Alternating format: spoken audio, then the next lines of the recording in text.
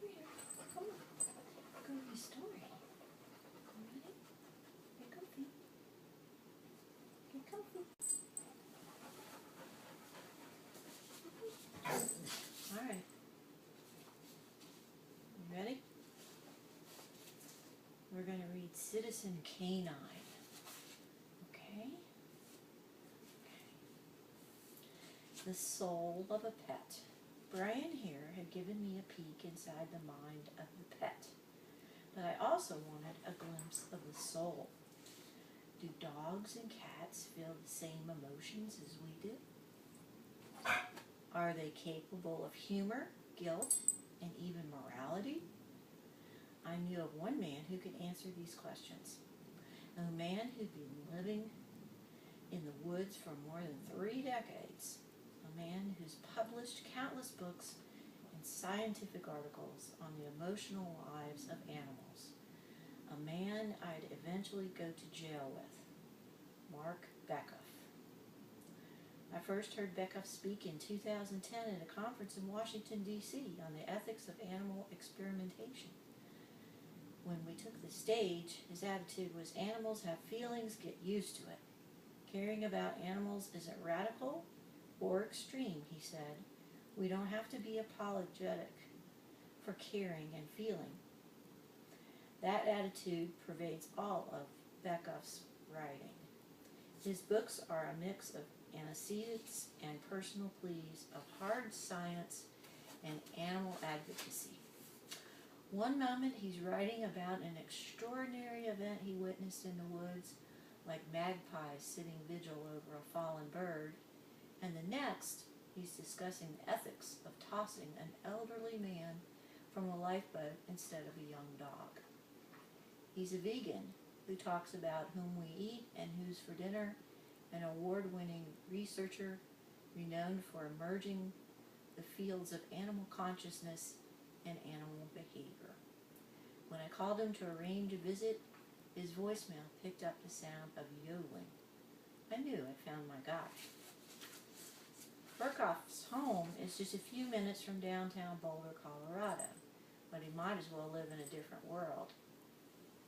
To get there,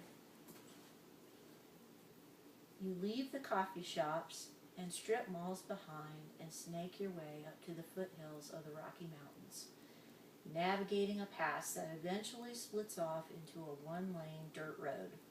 Follow that for about 1/4 mile through a forest of scrub and spruce, and you'll come upon a cabin of cedar planks and green trim nestled into the side of a hill.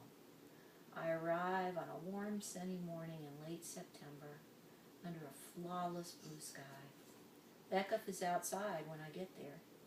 He's everything I expected. Lean and in his mid-60s.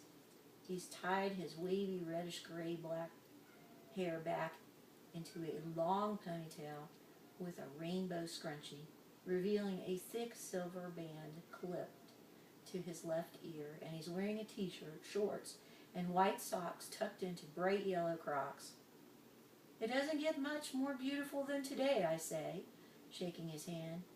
You never know, he smiles, there's always tomorrow. After I remove my shoes, Bekoff leads me into his house. It's half library, half museum, and all cozy. Hundreds of books pack the shelves of his living room, sometimes spilling onto couches, coffee tables, and small piles on the floor. The walls are all a montage of animal photos, parrots, polar bears, elephants, occasionally broken up by a tie-dyed tapestry or Native American quilt. A tall walking stick is propped near the fireplace. Bekoff has everything he needs here, and he often doesn't leave his home for weeks at a time. Even when he was a professor at the nearby University of Colorado, he retired a few years ago, but continues his studies. He rarely came to campus. Much of his research involves observing wild animals, and because he's surrounded by mountain lions, coyotes, and porcupines, his backyard is his laboratory. Sometimes he bikes or rollerblades into town, but when heavy snow falls, he doesn't despair. When I get trapped here, it's a blessing. I live in heaven. Our first order of business is a 2-mile hike around Backups property.